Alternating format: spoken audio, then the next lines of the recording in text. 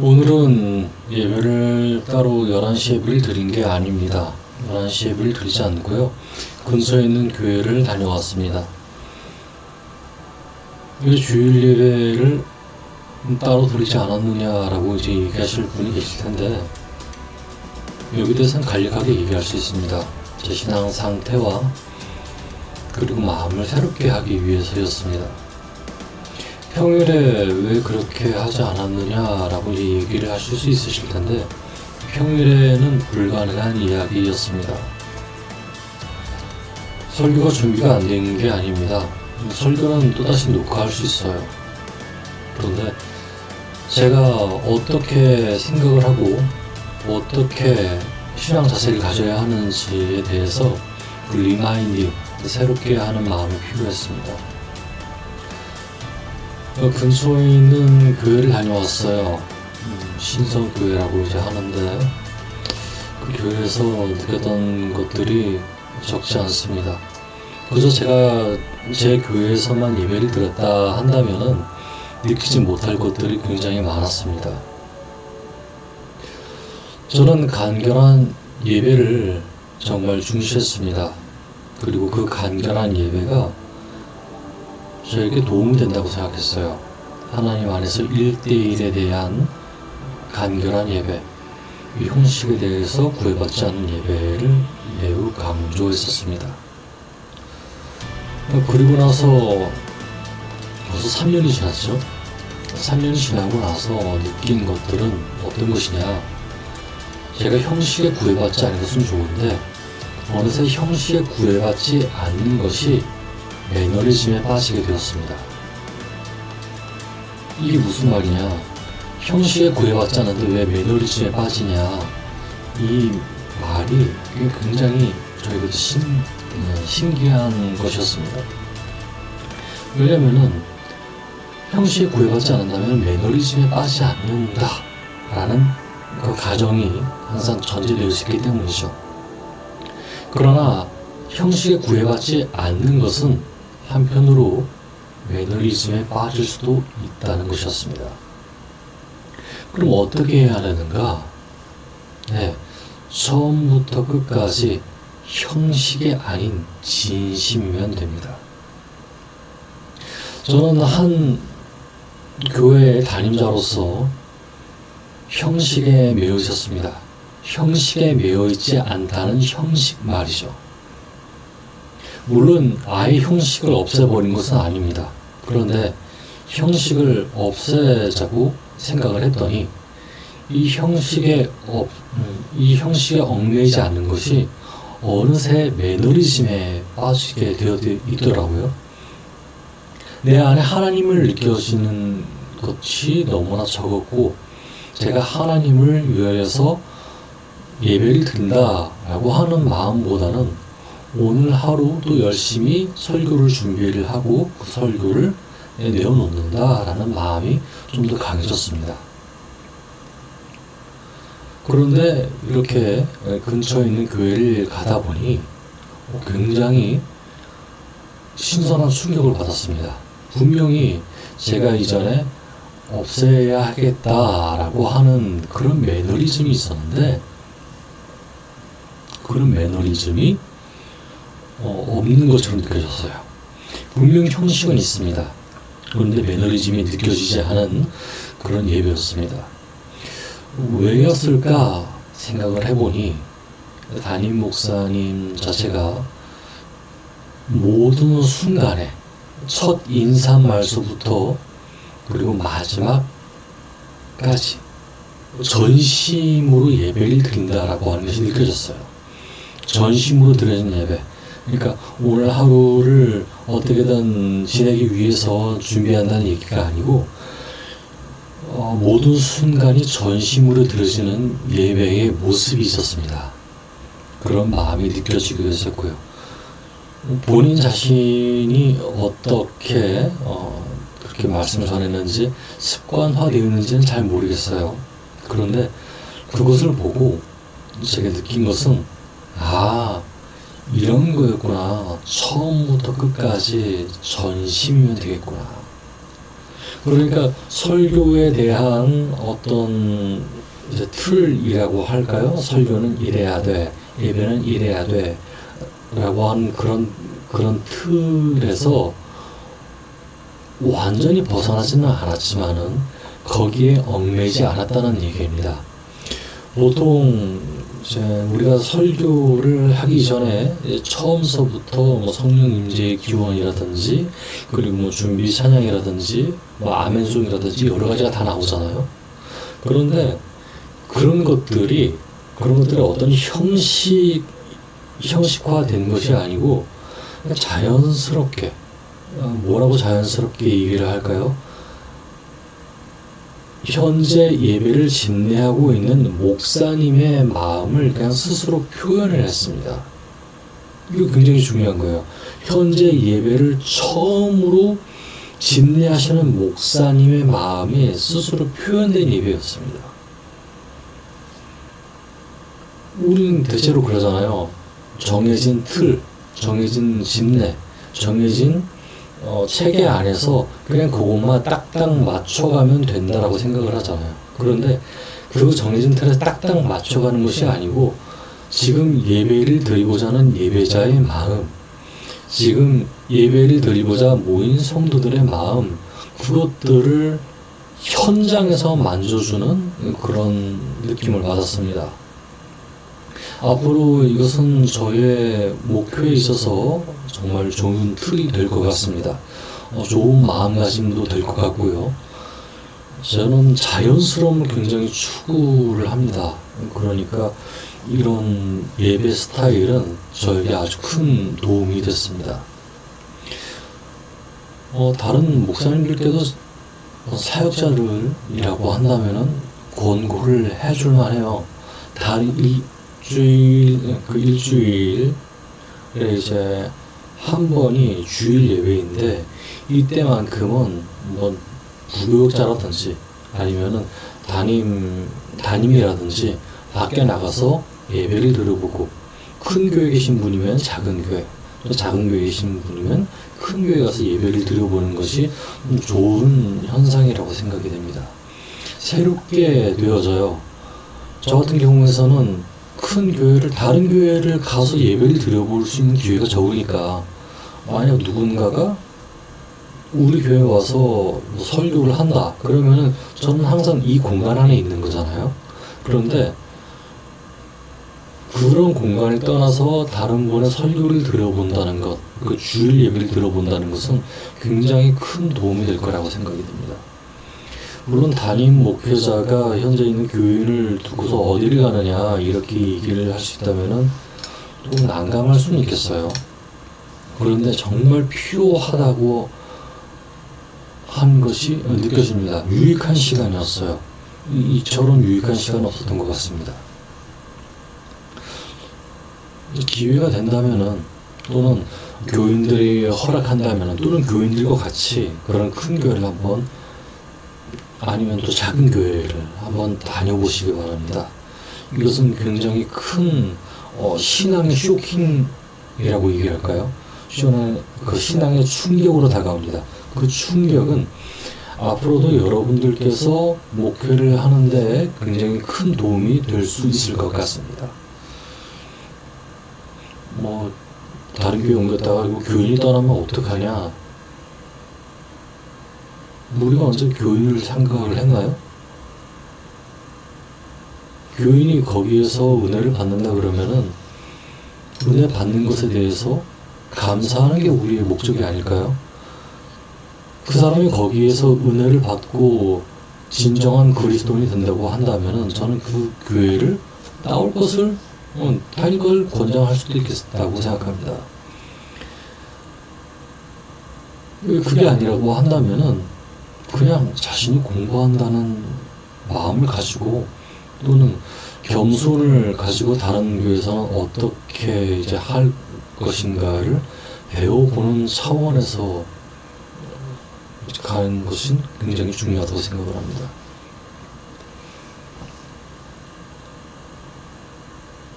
여러분들의 책임감에 대해서는 어떻게 생각할지는 모르겠습니다. 다만 저도 여기에 대해서는 조금 조심스러운 부분이 있습니다. 만약에 책임감을 중요시해야 해서 다른 교회를 가는 것이 조금 위험하다 이렇게 생각이 된다고 한다면 저도 그것을 그렇다, 그 말이 일리가 있다, 그렇게 얘기를 할 거예요. 원래 이렇게 다른 교회에 가서 예배를 드린다고 하는 것이 저희는 원래 용납이 안 되는 일이었습니다. 저는 한 교회 다니자로서 책임감이 굉장히 강한 사람이거든요. 책임감 때문에 병을 얻기도 했습니다. 그런데 여러 가지 일이 있었어요. 여기 방송에서는 다 얘기하지 못하는 일들이 있었는데, 그 일로 인해서 내가 어떤 틀에만 지금 갇혀 있구나 라는 생각이 좀 들었습니다. 그 틀에서 자연스럽게 벗어나 보았어요. 이때 아니면 언제 한번 가보겠느냐, 그런 형식으로 말이죠. 결과는 좋았습니다. 제가 겸손해질 수 있는 그런 기회도 얻었고요. 저는 여러분께 다시 한번 추천드립니다. 저는 기회가 있었을 뿐이에요. 그런데 기회가 있다면 한번 가보시죠. 어떤 교회에서는 장로님들을 직접 내보내기도 한대요. 장로님들 이제 몇 사람을 모아서 어느 교회에서 예배드리고 오십시오 라고 그렇게 얘기를 한대요. 그래서 그 교회에서 배우고 그 교회에서 어떤 점이 있었는지 그거를 갖고 오게끔 이제 한다는 말이죠. 여러 가지 말이 있을 수 있겠어요. 거기에 같이 이제 부교육자도 같이 따라간다 그러면 그 교회에서 배운 것들을 이러이러한 것입니다 라고 이제 배우고, 거기에서 좋은 점은 배우고, 또 우리 교회에서는 아직 이것을 적용하기에는 너무 어렵다 라고 한다면은 그걸 다시 좀 보류를 해 두었다가 차츰차츰 프로그램화 시키는 것도 좋을 듯 합니다. 다시 한번 강조드리지만 교인들을 뺏길까 봐 걱정하지 마세요. 교인들이 은혜 받고 왔다는 그 자체에 대해서 기뻐하시기 바랍니다. 왜? 은혜를 받게 되면 그 은혜를 나눠줄 수 있으니까요. 다만 갔다 오신 분에게 제가 부탁을 하는 것은 이거입니다. 갔다 오고 나서 정말 교회 욕을 하지 마세요.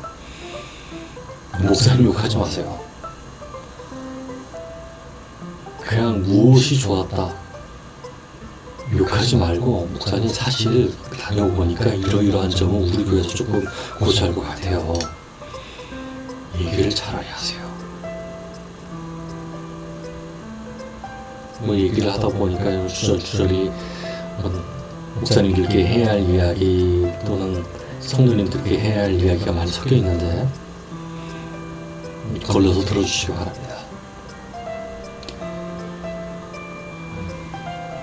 앞으로 이 영상을 올리고 난 뒤에 잠시 후에 설교를 올릴까 합니다.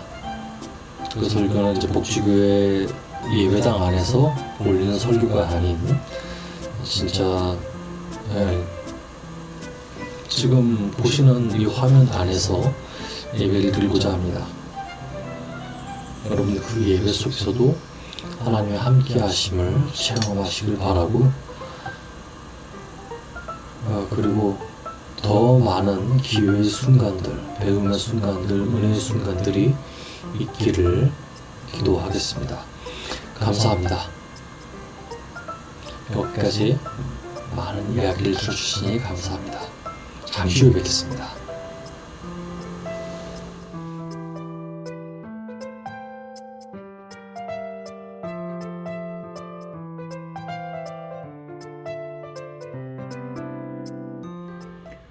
오늘 우리가 읽을 하나님 말씀은 누가복음 19장 45절부터 20장 8절까지의 말씀입니다. 함께 화면을 보면서 읽도록 하겠습니다. 예수께서 성전에 들어가 장사하는 사람들을 쫓아내시며 말씀하셨다. 성경의 내 성전은 세계 만민이 다 와서 나에게 기도할 수 있는 곳이다 라고 기록되어 있다. 그런데 너희는 성전을 강도의 소굴로 만드는구나. 예수께서 그 후 날마다 성전에 나가 가르치시자 대제사장들과 율법학자들과 백성의 지도자들이 예수를 죽일 궁리들을 하였다. 그러나 백성이 모두 예수를 우러르고 있는 데다 그 말씀을 열심히 듣고 있었으므로 선뜻 좋은 방도를 찾아내지 못하였다. 하루는 예수께서 성전에서 복음을 가르치시며 설교하고 계시는데 대제사장들과 율법학자들과 장로들이 몰려와서 무슨 권위로 장사꾼들을 성전에서 쫓아냈는지를 알아야겠다고 따졌다. 예수께서 대답하셨다. 너희 질문에 대답하기 전에 나도 한 가지 물어보겠다. 요한은 하나님이 보내셨느냐 아니면 단순히 그 자신의 권위를 가지고 활동하였느냐? 이 말씀을 듣고 그들 사이에서 토론이 벌어졌다. 만일 하늘에서 왔다고 하면 그 말을 꼬투리 삼아 그런데 왜 요한을 믿지 않았느냐고 따질 것이요. 그렇다고 하나님께서 보내시지 않았다고 해보시오. 이번에는 백성들이 폭동을 일으킬 것이요. 그들은 요한을 예언자로 믿고 있으니까 말이오. 그래서 결국 그들은 우리는 모릅니다 하고 대답하였다. 그러자 예수께서 말씀하셨다. 그러면 나도 너희 질문에 대답하지 않겠다. 아멘. 우리는 인생에 권위를 갖고 살아갑니다. 그러한 권위들은 우리가 꼭 필요한 것들이죠. 이 세상에 권위가 없다면 어떤 일이 일어날까요? 세상이 무분별해지고 질서가 없어질 것입니다. 그래서 우리에게는 권위가 반드시 필요합니다. 그런데 우리가 권위를 남용할 때가 있습니다. 그때는 어떤 때일까요? 그것은 권위가 적절하게 쓰여지지 않을 때입니다. 정말로 쓰여져야 할 곳에 권위가 쓰이지 않고 자신의 사리 사욕을 채우기 위해서 권위가 쓰여질 때입니다. 우리는 그것을 권위의 남용이라고 이야기합니다. 오늘 우리는 성경 말씀을 읽으면서 권위가 남용되는 이 사회를 바라보게 됩니다. 또한 그 사회에서 어떻게 하면 권위가 제대로 세워질 것인가, 그리고 그 권위가 어떻게 하면 선용될 것인가 하는 것을 이 말씀을 통해서 깨닫기를 원합니다. 오늘 하나님의 은혜와 그 축복이 말씀을 듣는 여러분과 또 말씀 전하는 저의 가운데 있기를 원합니다. 46절과 45절 말씀을 함께 읽어보도록 하겠습니다. 예수께서 성전에 들어가 장사하는 사람들을 쫓아내며 말씀하셨다. 성경에 내 성전은 세계 만민이 다 와서 나에게 기도할 수 있는 곳이다 라고 기록되어 있다. 그런데 너희는 성전을 강도의 소굴로 만드는구나. 아멘. 요한복음에 따르면 예수님께서는 6월절 성전으로 올라가셨다고 기록되어 있습니다. 이스라엘에서 가장 높은 곳이며 이스라엘의 수도인 예루살렘은 6월절을 맞이해서 각 처소에서 사람들이 모여들었습니다. 왜 모이고 있었을까요? 바로 예루살렘에 하나님의 성전이 있기 때문이었죠. 때문에 예루살렘은 하나님께 예배하러 가는 사람들로 인산인해를 이루고 있었습니다. 수많은 사람들이 거기에 있었어요. 때문에 예루살렘은 북적북적했습니다. 아, 자네 정말 오랜만이네. 멀리 여행 갔다가 왔다 그랬지? 네, 그럼요. 제가 멀리 여행 갔다가 6월절을 맞이해서 하나님께 예배를 드리러 왔던걸요. 자, 얼른 제물을 준비해서 하나님께 예물을 드려야겠어요. 하지만 예수님이 보시기에 마음이 참 아픈 사건이 발생을 합니다. 그런 모습들이 보이게 되었어요. 무엇일까요? 바로 성전 곳곳에서 일어나는 매매와 환전의 모습 때문이었습니다. 거기에는 성전 제물로 드릴 가축을 판매하고 있었습니다. 외국이나 먼 지역에서 여행을 오고 가는 사람들에게 필요한 가축이었어요. 먼 지역에서 가축을 데려오다 보면은 가축이 상하기도 하고 상처를 입기도 하고 또는 지저분해지기도 합니다. 그러니 나그네가 직접 자신의 가축을 데리고 온다는 것은 너무나도 힘든 일이었죠. 이 사람들은 자기 집에서 가져오는 것보다 예루살렘 성전 앞에서 판매하는 가축을 구매해서 제사를 드리곤 했습니다. 여기까지는 좋았습니다. 사람들의 편의를 위하여서 신경을 써주고 배려를 한 것이니까요. 그런데 여기에 문제가 생깁니다. 장사하는 사람들이 성전 앞에서 판매를 하다 보니 자릿세를 받게 되었죠. 근데 이 자릿세가 쏠쏠합니다. 성전 관계자들이 이것을 보고 우리가 이미 받는 것이 있으니까 이것만 받고 저 자릿세에 대해서는 그렇게 신경 쓰지 말자 해야 하는데 그렇게 하지 못합니다. 성전 자릿세를 걷기 시작합니다. 어떻게 해요? 많이 걷기 시작합니다.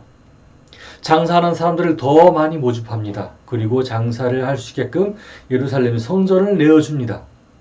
그러다 보니 장사하는 사람들이 점점 더 많아지고 자릿세도 점점 많아지게 되었죠. 그 자릿세로 인하여서 성전 관계자들은 막대한 부를 축적하게 되었습니다. 자, 그런데 여기서 의문점이 있습니다. 아니, 성전 관계자들이 거기 앞에서 양을 팔고 소를 팔고 또는 염소를 판다고 쳐봐요. 아니, 집에서 갖고 오게 되면은 되지 않아요? 그러면은 상관이 없지 않아요? 아니요, 상관이 있습니다. 이 장사치들과 성전 관계자들은 서로 밀접한 관계에 있었습니다. 다른 사람이 자기 자신이 직접 끌고 온 양이 있다면은 그 양을 받아들이지 못했어요. 당신의 양 그거 우리가 파는 게 아닌 것 같은데? 예, 맞아요. 저희 집에서 데리고 온 아주 귀한 양이에요. 이 어린 양을 하나님께 바칠 거예요. 안 될 텐데 그거 대제사장이 그거 허용 안 해줄걸? 네? 왜요? 저희 집에서 갖고 온 거라니까요. 아니야. 당신 그 양 내려놔. 우리 양이 최고예요. 그래도 하나님께 드리는 선물인데 제가 그냥 이걸로 드리면 안 될까요? 아니야. 그 양 내려놔요. 그 양은 절대로 제사장이 받지 않을 거야. 왜? 이 성전들 안에서 판매하는 양들만이 제사장이 받을 수 있거든. 그런가? 얼마인데요? 이렇게? 그건 너무 비싸요. 비싸면 어쩔 수 없지. 대신 제사장은 그 양을 받지 않을 거야. 아니야 다를까? 진짜 양을 갖고 갔더니 그 양을 받지 않습니다. 부정하다고 퇴짜를 맞습니다. 그렇다면 환전은 어떠했을까요? 당시 풍속에 따르면 이스라엘의 20세 되는 유대인이나 유대교로 개종한 이방인 남성은 성전을 출입할 때 헌납해야 하는 돈이 있습니다. 바로 성전세였어요. 그 돈의 단위는 반세겔입니다. 그러니까 약 28만 원인 셈이죠. 이것을 헌납하게 되어 있었는데요. 구제로 먹고 사는 거지라 하더라도 20세 이상이 되면은 반드시 자신의 옷을 팔아서라도 내야만 했습니다.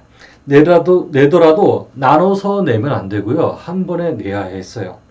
더 억울한 것은 이것을 그냥 자신이 사용하고 있는 화폐로 드리면 안 되는 거였습니다. 그 당시에 통용되었던 화폐는 로마 화폐였습니다.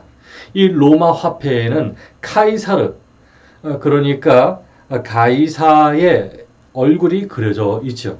이 카이사르의 얼굴이 그려져 있는 화폐는 사람의 형상을 따서 만들었다.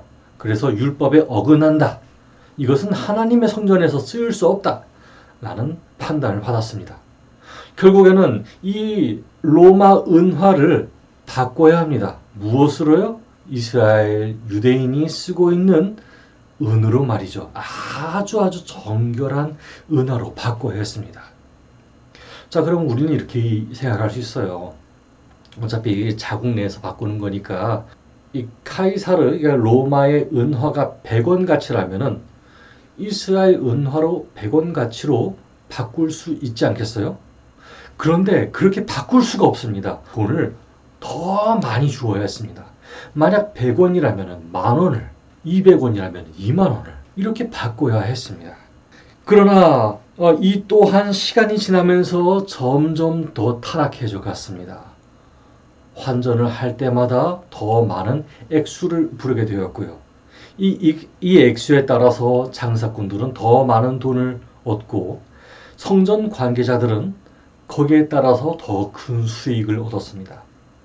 이제 평범한 서민들의 편은 없었습니다.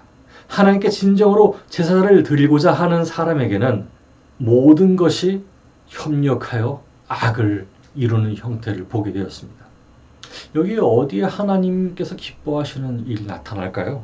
이런 환전은 상해드린 공의에 의해서 다루고 있었고, 이들은 대제사장과 마찬가지로 막대한 수입에 관심이 있던 사람들이었습니다. 이러한 모습들은 온전한 마음으로 하나님께 예배드리고자 하는 사람들의 마음을 막아섰습니다. 그야말로 강도의 소굴이 된 셈이었죠. 이 광경을 보신 예수님께서는 어떻게 하셨을까요? 요한복음 2장에는 그 모습이 자세하게 드러나 있습니다. 제가 한번 읽어보겠습니다. 노끈으로 채찍을 만드사 양이나 소를 다 성전에서 내쫓으시고 돈 바꾸는 사람들의 돌을 쏟으시며 상을 엎으시고 비둘기 파는 사람에게 이르시되 이것을 여기서 가져가라, 내 아버지 집으로 장사하는 집을 만들지 말라 하시니. 아멘. 예수님께서는 그 주변 가축 매매상들과 환정상들에게 그냥 겁을 주신 게 아니었습니다. 목소리로 겁을 주신 게 아니었어요. 노끈으로 채찍을 만드셔서 아예 흩어버리십니다. 채찍에 맞은 동물들은 모두 도망갑니다. 환전상들의 돈이 차려진 그 상을 뒤엎으니 동전들이 쏟아집니다. 아까 성전은 하나님의 거처라고 이야기했습니다. 예수님은 하나님의 아들로서 아버지의 거처가 이렇게 왜곡되고 타락되는 모습을 볼 수가 없었죠. 빈부를 떠나서 회개하고자 하는 사람이 회개하고 예배하고자 하는 사람이 예배하는 곳이 성전이 되어야 했습니다. 성전의 온전한 모습을 원하시는 예수님의 마음이 거기 있었습니다. 아마도 예수님의 권위는 하나님으로부터 직접 받은 것뿐만이 아니고 하나님 그 자체였다고 해석할 수 있습니다. 여러분, 오늘날의 교회는 성전이 아닙니다. 하지만 우리가 하나님을 섬기고 있다면 그 제도가 하나님의 마음에 정말로 맞는지 알아야 하지 않을까요? 원래는 편의를 위해서 준비하였었던 성전의 제사 동물을 파는 것과 또 환전을 하는 것, 이것들이 없어져야 하지 않을까요? 그 이후 예수님께서는 날마다 성전에 나가셔서 말씀을 전하셨습니다. 하나님의 복음을 전하셨습니다. 기쁜 소식을 전하셨습니다. 그리고 하나님의 뜻을 전하셨습니다. 그러다 보니 다시금 장사를 차리려고 했던 사람이 예수님이 무서워서 들어갈 수가 있어야죠. 예수님의 말씀을 듣는 사람들은 예수님의 말씀이 너무 좋고 또 항상 그것을 귀 기울여 들으면서 자기 마음에 받고자 했습니다. 이제는 군중들이 모여서 예수님의 말씀을 듣고자 했으니 환전상들이 아무리 많이 있다 한들, 가축 판매상들이 아무리 많이 있다 한들 상대가 되지 않았습니다. 이스라엘 백성들은 예수님의 모습을 보고 너무나 통쾌했을 거예요. 하지만 그 모습을 보고 통쾌하기는커녕 불만 가득하고 답답한 마음을 가진 사람들이 있었습니다. 누구일까요? 네, 바로 성전 관계자들이었습니다. 누가복음에서는 이렇게 그 사람들을 표현하고 있습니다. 대제사장들과 율법 학자들과 장로들입니다. 이 사람들은 성전에서 나름대로의 위치에 있는 사람들이었습니다. 이들이 어떻게 행동을 했는지 누가복음 20장 1절부터 2절 말씀을 읽어보겠습니다. 하루는 예수께서 성전에서 복음을 가르치시며 설교하고 계시는데 대제사장들과 율법학자들과 장로들이 몰려와서 무슨 권위로 장사꾼들을 성전에서 쫓아냈는지를 알아야겠다고 따졌다. 아멘. 대제사장들과 율법학자들과 장로들은 자기들의 수입이 끊어지자 불만이 이만저만이 아니었습니다. 본래 받는 것보다 여러 가지 항목으로 받아내려고 하는 욕심이 끊이지 않았다는 뜻이죠. 그래서 따집니다. 이보쇼! 당신 무슨 권위로 성전 장사꾼들을 다 내쫓은 거요? 이 말은 일개 랍비 주제에 선생 주제에 내가 감히 그럴 권한이 있느냐? 라는 뜻입니다. 다시 말해서 자신들의 잘못은 추호도 반성하지 않는다는 말입니다. 오히려 선한 일을 하신, 정의로운 일을 하신 예수님을 궁지에 빠뜨리려는 그들의 사악함이 잘 드러나 있는 것입니다. 예수님께서는 이 말씀에 대해서 어떻게 대답하실까요? 3절과 4절 말씀을 읽어보겠습니다. 예수께서 대답하셨다. 너희 질문에 대답하기 전에 나도 한 가지 물어보겠다. 요한은 하나님이 보내셨느냐 아니면 단순히 그 자신의 권위를 가지고 활동하였느냐? 아멘. 이 질문은 이렇게 풀이됩니다. 두 가지로 풀이할 수 있는데요. 첫째, 세례 요한은 하나님이 하신 말씀을 전한 사람이냐? 둘째, 아니면 세례 요한은 자기 자신의 생각을 이야기한 사람이냐? 자, 이 질문을 받는 우리도 생각할 수 있죠. 하나님이 하신 말씀이라면은 하나님의 사랑이 들어갈 테고 하나님의 뜻이 들어갈 것입니다. 어떤 제도든지 간에 하나님의 뜻 앞에서 다루어져야 하죠. 요한의 말이 하나님의 뜻이 맞다면은 성전에 있는 사람들이 하던 악행은 그저 퇴물로 보내버려야 합니다. 아무리 오래된 제도, 편리함을 위한 제도라 하더라도 변질되었다면은 하나님의 뜻이 아니라고 한다면은 버려야 한다는 뜻이죠. 그렇지만 제사장, 율법학자, 장로들은 이 예수님의 말을 다르게 해석합니다. 5절부터 6절 말씀을 읽어보도록 하겠습니다. 이 말씀을 듣고 그들 사이에 토론이 벌어졌다. 만일 하늘에서 왔다고 하면 그 말을 꼬투리 삼아 그런데 왜 요한을 믿지 않았느냐고 따질 것이요. 그렇다고 하나님께서 보내지 않았다고 해보시오. 이번에는 백성들이 폭동을 일으킬 것이요. 그들은 요한을 예언자로 믿고 있으니까 말이오. 아멘. 이 사람들, 성전 관계자들은 요한의 말을 따르기 싫어했습니다. 요한이 세례를 줄 때마다 성전 장사꾼들의 수입이 줄어들었으니까요. 성전 장사꾼들의 수입이 준다는 것은 제사장을 포함한 성전 관계자들의 추가 수입이 줄어든 것과 마찬가지였습니다.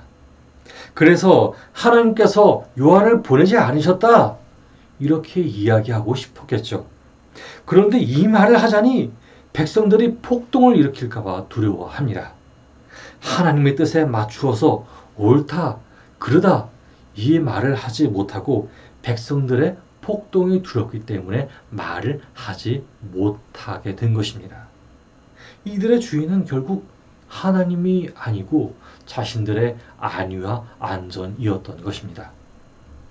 여러분, 교회의 어떤 제도를 결심할 때 여러분은 하나님의 결정을 따릅니까? 아니면 사람의 결정을 따릅니까? 누구를 위해서 결정합니까? 여러분, 저와 여러분은 하나님을 위해서 결정하시기를 바랍니다. 몇십 년간 이어져 온 전통이라고 할지라도 그것이 사람을 살리게 하지 못하며 누군가를 시험 들게 하며 온전한 사랑을 세우지 못한다고 한다면 단호하게 버리시기를 바랍니다. 만일 그렇게 하지 않는다면 우리의 발언권, 우리의 권위는 없어질 것입니다. 아니, 애초에 그것을 버렸어야 했습니다. 하나님께만 권위를 주었어야 했습니다. 우리가 만일 그것을 버리지 않는다면 우리는 성전 관계자들처럼 욕심을 버리지 못하고 우리는 모릅니다. 우리는 대답할 수 없습니다. 라고 말할지도 모릅니다. 그 말에 예수님께서는 어떤 대답을 주기 원하실 것입니까? 그 말에 예수님께서는 어떤 대답을 주시겠습니까? 아무런 대답도 주지 않으실 것입니다. 그러나 여러분, 예수님의 사랑을 기억하시기 바랍니다. 오늘 설교의 본문은 여기까지만 적용됩니다. 하지만 이 후에 있는 본문은 예수님의 사랑으로 인한 가르침이 또다시 시작이 됩니다. 여전히 사람들이 하나님을 찾으며 하나님께 돌아오기를 바라는 마음으로 기록된 것이기 때문입니다. 여러분, 교회 안에서까지 권위를 내려놓지 못해서 자유를 누리지 못한 사람이 참 많습니다. 어느 교회에서는 장로, 권사, 집사의 직분으로 권위를 갖는다고 합니다. 어떤 분은 연급으로 권위를 갖는다 얘기하고 어떤 분은 나이로 권위를 갖는다고 이야기합니다. 이것은 하나님 안에서 옳지 않습니다. 어린 아이의 말이라도 그 안에 하나님의 사랑이 있고 그 안에 참 진리가 숨어 있다면 그것이 하나님의 뜻에 맞다면 심사숙고하고 받아들여야 하지 않겠습니까? 다행히 우리 교회는 직분자도 없고 오래 다닌 분들도 없습니다. 저 또한 2월부터 전도사 외에 사무에서 집사부터 이르기까지 직분자를 세우지 않을 것입니다. 따라서 임명해 온 분들도 모두 성도로 할 것이며 성도로 부를 것입니다. 이러한 노력으로라도 모든 의견이 하나님의 뜻에 맞춰지기를 원합니다. 제가 지금 이렇게 선포한 일들조차도 하나님의 뜻에 합하지 않는다면 저는 바꿀 것입니다. 저는 하나님의 뜻에 합하기 위해서 노력할 것입니다. 만일 여러분 제가 하나님의 뜻에 합한 노력을 하지 않는다면 저에게 따끔한 소리를 내시기 바랍니다.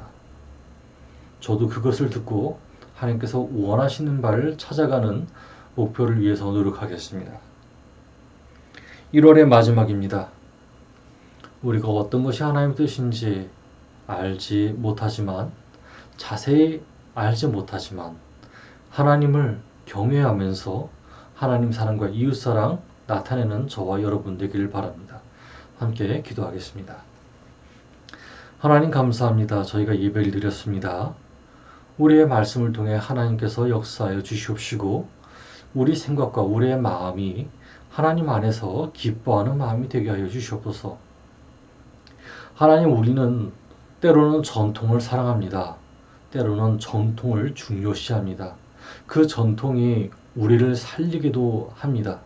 그러나 때로 그 전통이 잘못된 방향으로 나아갈 때 우리를 심하게 상하게 하기도 합니다. 아버지 하나님, 우리가 잘못된 방향을 간다고 한다면 그것이 몇십 년 되고 또 수많은 사람들을 지키고 있는다 할지라도 그 전통을 쉬이 버릴 수 있게 하여 주시옵소서. 우리의 마음에 단호한 마음을 주시옵소서. 강한 마음을 주시옵소서. 그래서 오늘날 우리가 천국, 우리가 하나님 나라를 만들어 가는데 걸림돌이 되지 않도록 우리의 마음을 다스려 주시옵시고 역사하여 주시옵소서. 예수님의 이름으로 기도드렸습니다. 아멘.